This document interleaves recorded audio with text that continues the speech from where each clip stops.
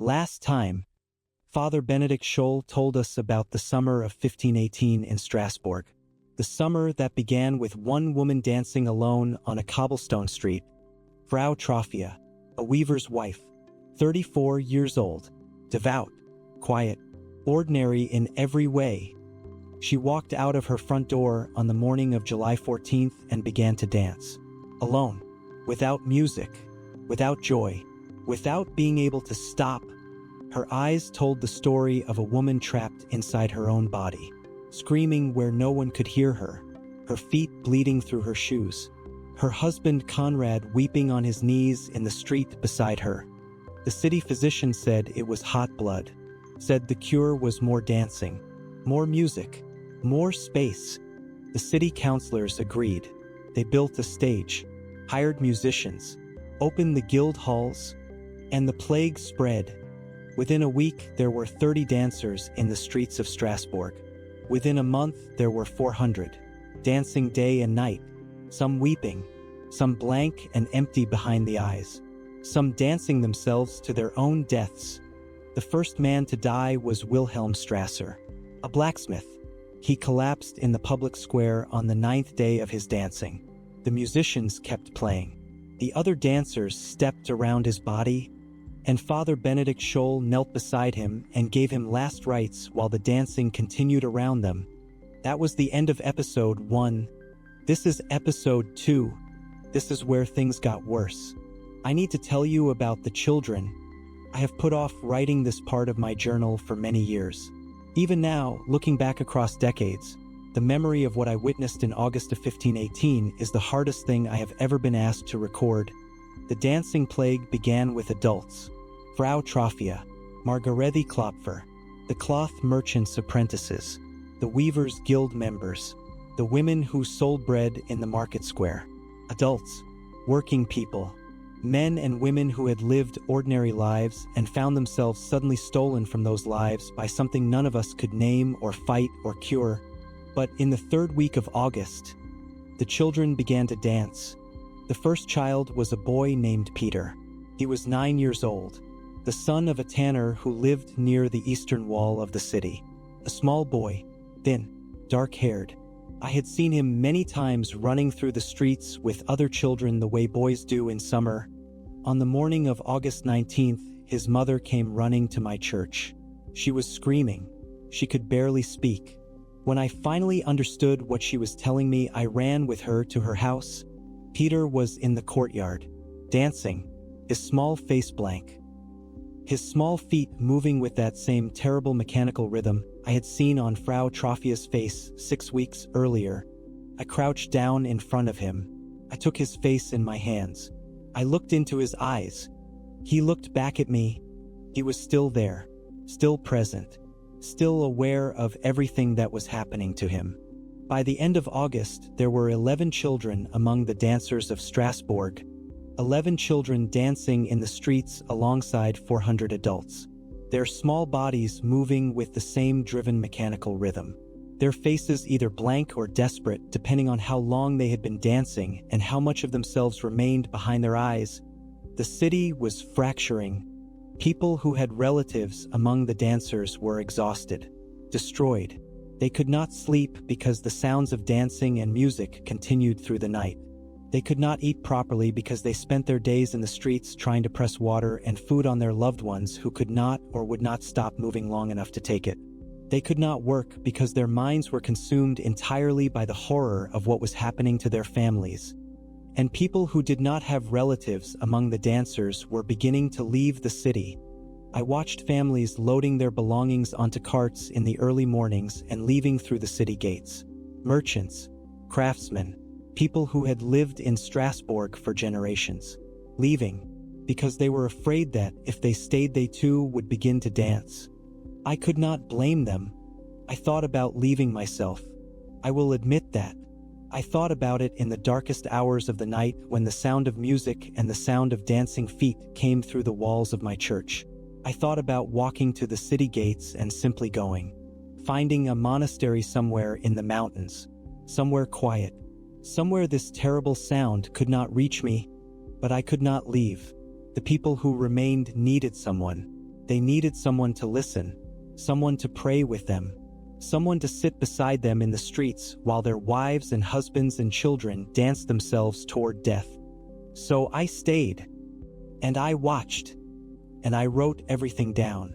The physicians of Strasbourg held a council in the first week of September. By this point, there had been 14 deaths. Men and women who had danced until their hearts gave out, until the blood stopped moving properly through their bodies, until the heat and the exhaustion and the constant motion had simply destroyed them from the inside. 14 dead, more dying. The physicians could no longer pretend that more music and more dancing space was a cure. They sat together in the great hall of the Physicians' Guild. 6 men, learned men, men who between them had studied in Bologna and Paris and Vienna, men who had dedicated their lives to understanding the body and its workings, and they could not agree on what was happening. The first physician still maintained it was hot blood, imbalanced humors caused by the exceptional summer heat. He said the cure was cooling foods, cold baths, rest in cool dark rooms away from the sun. The second physician said it was demonic possession, that the only cure was exorcism, that they needed the church involved immediately, and that every dancer should receive the rite of exorcism without delay. The third physician said it was a disease of the nerves, that something had disrupted the signals that the brain sends to the body. He had no cure to offer, but he believed that the affliction would burn itself out eventually if the dancers could be kept alive long enough. The fourth physician said it was poisoning, something in the water or the grain supply, something the dancers had consumed that was causing the convulsive movement. He recommended immediate inspection of all food and water sources in the city. The fifth physician said nothing for a long time, and when he finally spoke, the room went very quiet.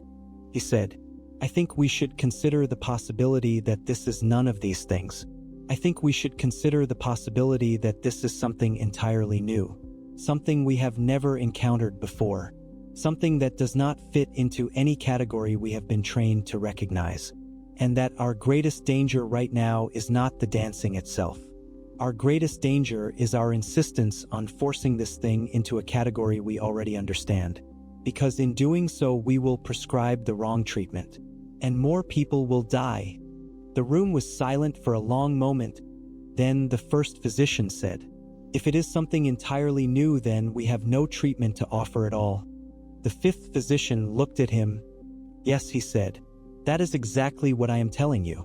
While the physicians argued in their guild hall, the dancing continued in the streets, and something new was happening among the dancers. Something that I noticed first, and that took me several days to understand the significance of.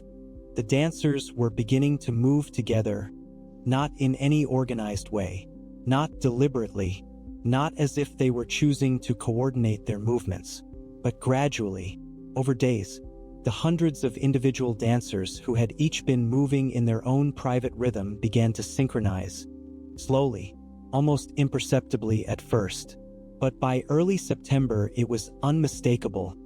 400 people moving in the same rhythm, the same steps, the same turns, at the same time, without any central musician directing them, without any of them looking at the others, without any of them appearing to be aware of what they were doing. I stood in the main square of Strasbourg on the morning of September 8th and watched this. I watched 400 people move as one body, and I felt a fear unlike anything I had ever felt before. Not the fear of a dangerous man or a dangerous animal, not the fear of illness or death, something older than those fears, something more fundamental. The fear of something that operates by rules that are not human rules, that moves through the world by a logic that we cannot access or comprehend or predict. I wrote that night. I wrote this. Today I understood something I have been trying not to understand since July. This is not happening to the dancers as individuals. This is happening through them. They are not the source of this thing. They are the vehicle for it. Whatever this is, it is using them. It needed a body to move through the city, and it found 400 of them. And it is still moving. And I do not know where it is going, or what it will do when it gets there. I closed my journal that night and did not open it again for 3 days because I was afraid of what I would write next. The death toll continued to rise through September 20, 25, 30. The city council commissioned an emergency survey of all the dancers. How many, where they were concentrated, how long each individual had been dancing, what their condition was. The survey took 4 days. When it was completed, the counselors received the results in a closed session that I was not permitted to attend. But one of the counselors was a man named Heinrich Vogler, who had been my parishioner for many years. He came to see me the evening after the session. He sat in my vestry and he did not speak for several minutes. He was a composed man normally, a man of business and practicality who I had rarely seen show strong emotion of any kind. He was shaking when he sat before me that evening. He told me what the survey had found. Of the 417 people currently dancing in Strasbourg, 112 had been dancing for more than 30 days. Of those 112, the physicians estimated that fewer than half would survive another 30 days if the dancing did not stop. Fewer than half. I sat with that number for a long time. Then I asked Heinrich Vogler what the council intended to do. He shook his head slowly. "We do not know," he said. "We have tried everything the physicians recommended. None of it has worked. Some of it has made things worse. We are running out of ideas. And people are dying." He looked at me. His eyes were the eyes of a man who had lived a practical and orderly life and had come up against something that made no sense in practical and orderly terms. "Father," he said, "is this punishment? Is God punishing Strasbourg for something? Tell me what we have done wrong. Tell me what we need to do to make this stop." I looked at him for a long time. "I am a priest," I said finally. "It is my vocation to see God's purpose in the events of the world. But I will not lie to you, Heinrich. I have been looking for God's purpose in what is happening to this city since July, and I cannot find it. I cannot find any logic or lesson or divine instruction in the suffering of those people in our streets, in the suffering of the children, in the death of Wilhelm Strasser, who was as good a man as I have ever known." I paused. "I do not know if this is punishment," he said, "but I know this, whatever it is. It is not finished yet." Heinrich Vogler went home that night. 3 days later, he began to dance. I am going to tell you about Frau Troffea, because through everything I have described, through the spreading of the plague and the deaths and the council sessions and the physicians arguing, through all of it, Frau Troffea was still dancing. Day 61. She had been the first, and she was still there, still moving. Her body barely recognizable as the woman I had first seen on the cobblestones of the Rue de Boulangers on July 14th. She had lost so much weight that her clothing hung from her as if draped over a frame of bone. Her face was hollow. Her hands, which had once been strong weaver's hands, were skeletal, translucent almost. The skin stretched thin over the tendons and bones. But she was alive. Her husband Conrad had not left her side in 61 days. He slept on the street near her when she was in the street. He slept in the guild hall when she was moved inside. He had arranged for his daughters to stay with his sister on the other side of the city. He had lost his workshop because he could no longer work. He had sold most of what he owned to buy food that she would not eat and water that he forced past her lips cup by cup. I sat with him many evenings. He talked. I listened. There was nothing else I could do. He told me about when they had first met, when they had married. He told me about the birth of their daughters. He told me about their life together, the ordinary details of an ordinary life that he clearly treasured more than anything he had ever possessed and was now watching slip away from him one dancing day at a time. One evening he said something to me that I have never forgotten. "Father," he said, "when she finally stops, when this ends, she is going to be so tired. She has been dancing for 61 days. She is going to be so desperately tired. I just want to be there when she finally gets to rest." I looked at him. I could not speak. He loved her so completely, with such simple and devastating completeness, that in 61 days of watching her suffer, He had never once thought about his own exhaustion or his own grief or his own loss. He had only thought about how tired she was going to be. I wrote in my journal that night. I wrote this: I have seen many things in this city this summer that have shaken my faith. But I saw something today that has restored it. Not faith in God's mercy or God's plan or any doctrine I was taught in seminary. Faith in the human heart. That in the middle of all this horror, a man can love his wife so completely that his only thought is for her rest. That is not nothing. That is perhaps everything. This is episode 2 of the dancing plague. The children began to dance. The physicians argued and found no answers. 400 people began to move as one body in the streets of Strasbourg. The death toll rose, and still Frau Troffea danced. Day 61.